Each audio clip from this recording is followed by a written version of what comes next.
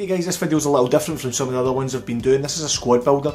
I'm going to go through how I build my teams up, how I get the chemistry the way I want it, players linking with one another. I think we'll start with the British Premier League team, so let's dive in, let's see what it is. Okay, so in goals we can only have one goalkeeper. It's one goalkeeper that we've been relying on quite a lot in this series so far. You must know who it is by now. It is. Okay, so if we're going for Thibaut Courtois in goals, as you know, there's actually a couple of comments on the videos that that's who I should use. There's absolutely no question. I had an in from David De Gea. The normal Thibaut Courtois card is actually better than that in my opinion. I'm sure people will disagree, just my preference is Thibaut Courtois in goals. We then for the centre backs, first one's Vincent Kompany. Strong beast of a guy at the back, which is exactly what you need. He also has brilliant chemistry with Courtois, as you can see, the Belgian connection there. Talking of the Belgian connection, the other centre back we're going to use for Tongan. That triangular chemistry between the goalkeeper and two centre backs is extremely strong. Anytime I use the BPL team, that's normally three mainstays in that squad, as you'll probably know by now. I have a couple of options at left back. The one that I'm kind of veering towards to now is this guy here, Felipe Luis. Now, he is a really good player, 82 pace, 62 shooting, which I don't really need anyway, he's a left back. 76 pace, isn't blistering but it'll get him there. Now, the right back we'll use in the BPL team is always, just about every game, being this guy. Now I'm not going to lie to you, it's mainly because of his pace, 91. Great for tracking overlaps, stuff like that, especially coming down that side. He's really good at going forward as well.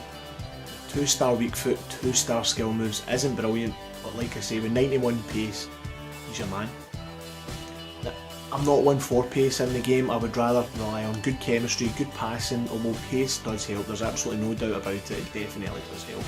Okay, now, at the minute it's definitely Eden Hazard, because he's the highest rated left mid I have, not because of previous performances, because recently it has been quite poor for me. I don't play a lot of play down the left hand side though, most of my play is going to go down the right, so he hasn't had that much of a chance to impress me anyway, but hopefully going forward I might actually play him up front instead of left mid, so I might change his card to kind of left forward or something like that. Any suggestions, even left wing maybe? Comment below, let me know the best position we should be playing Hazard in. Okay, that leaves the centre mids. The first centre mid is definitely this guy, Cesc Fabregas, team of the season, 90 rated.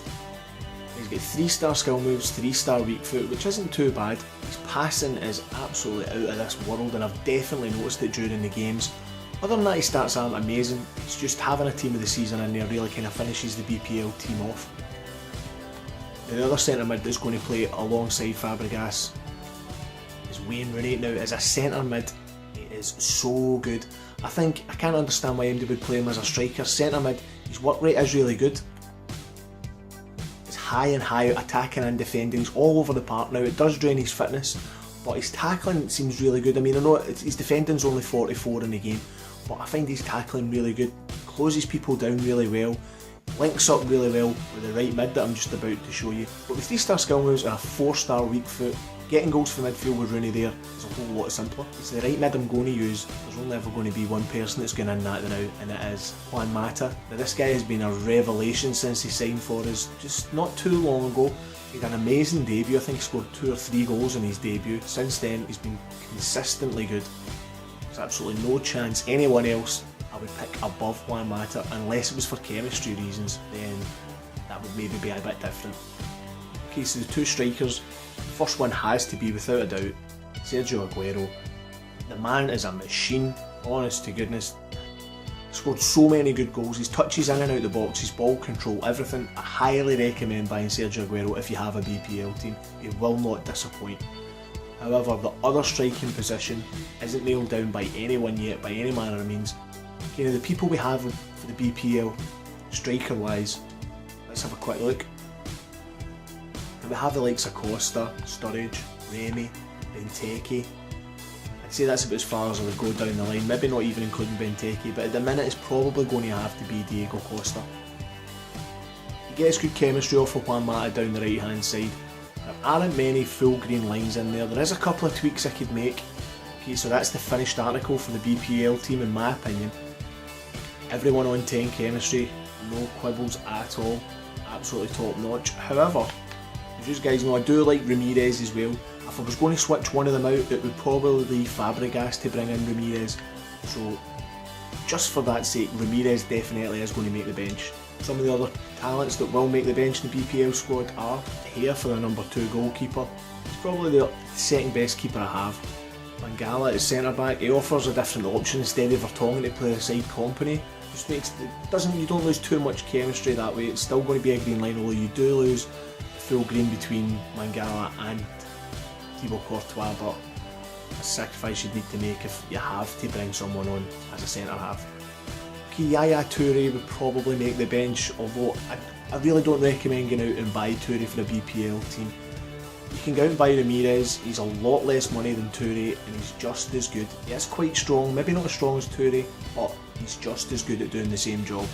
Okay, Di Maria would probably make the bench. Now, I've been having a lot of difficulties with Di Maria. I don't think he's that good. It's kind of the same situation as Hazard's in now, although a lot of people use these players and use them to great effect. I'm having a bit of difficulty trying to get there. Somebody had suggested maybe going a 4-1, 2-1-2 and playing Di Maria as a centre attacking mid and playing Ramirez as mid centre defensive mid. I might give that a try actually, it sounds like a good shout, although I'm beginning to lose a little faith with Di Maria, but we'll see going forward what happens there.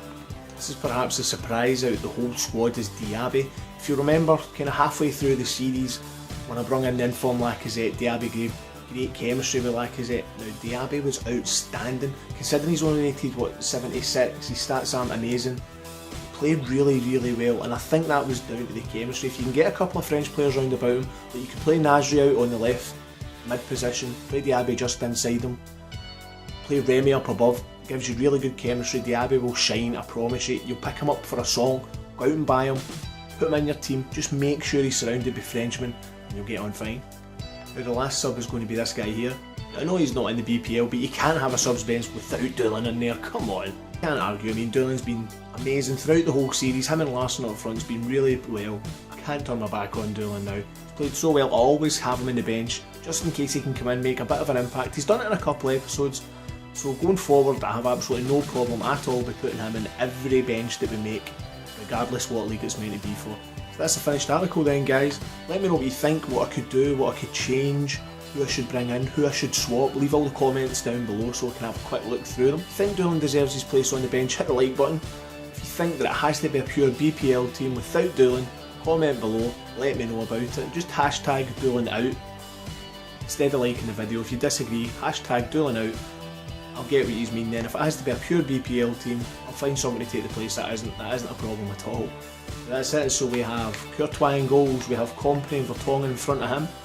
Either side of those guys we have Luis Felipe and Kyle Walker.